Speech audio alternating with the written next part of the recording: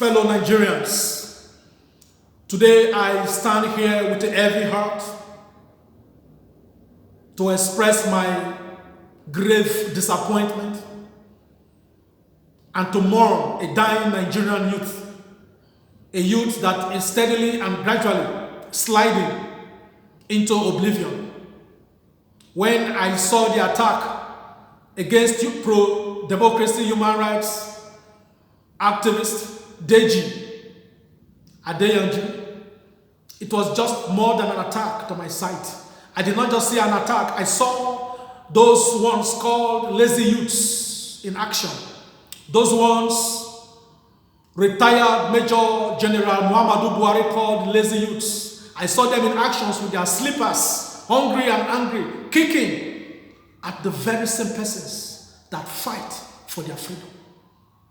Youths between the ages of 18 and 35, with brains gone to the wind, products of election violence. These were the same people that were used to steal election ballot boxes for their oppressors. Whenever an election goes wrong, the country goes wrong for the next 4 years because the wrong persons reign over you. On the street, I saw the many unemployed, that among the currently unemployed 100 million Nigerian youths, those that were given guns to kill their neighbors so that their oppressors will come to power. I saw our youths that have remained hungry and their wisdom taken away, senses of reasoning taken away.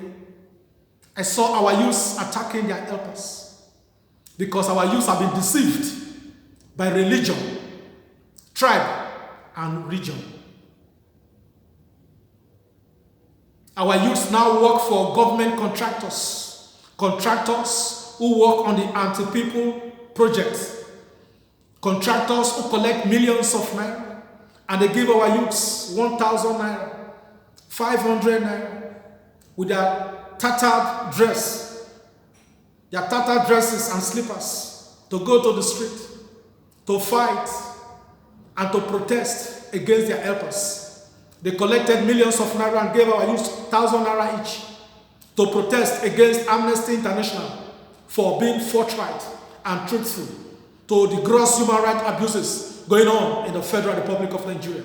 I saw our youths collect money, 1,000 naira, 500 naira, from the same anti-people contractors that have collected millions of naira to protest against our erudite lawyer,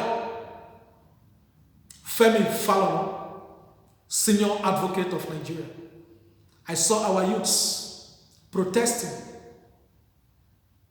against their destinies. Sadly, these same youths will soon collect money to protest that indeed they like their lives to be conditioned to hardship. They don't see the hunger on the street. You think they don't know that everything is difficult in Nigeria now? You think they don't see the bad roads? You think they don't see our dilapidated hospitals and schools?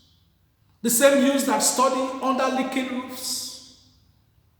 Their conscience is gone. Why? Because our leaders made them hungry so that they can take 1,000 naira, $3 to protest so that the system will not be changed. Nigerian youths, I want to ask you a question, and if your answer to this question is no, it means that everything I'm telling you is right. The question is, when you protest on the streets, when you steal ballot boxes, when you are given guns to kidnap, to assassinate political opponents as thugs or secret cultists, are these children of the president, governor, minister, senators, legislators, local government chairpersons, are their children usually with you? Is the answer no?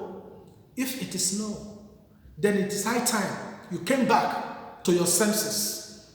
These things will continue in Nigeria As long as the National Association of Nigerian Students remains silent, as long as the Nigerian Labour Congress remains silent, as long as the Nigerian Bar Association remains silent, all these things will continue to happen.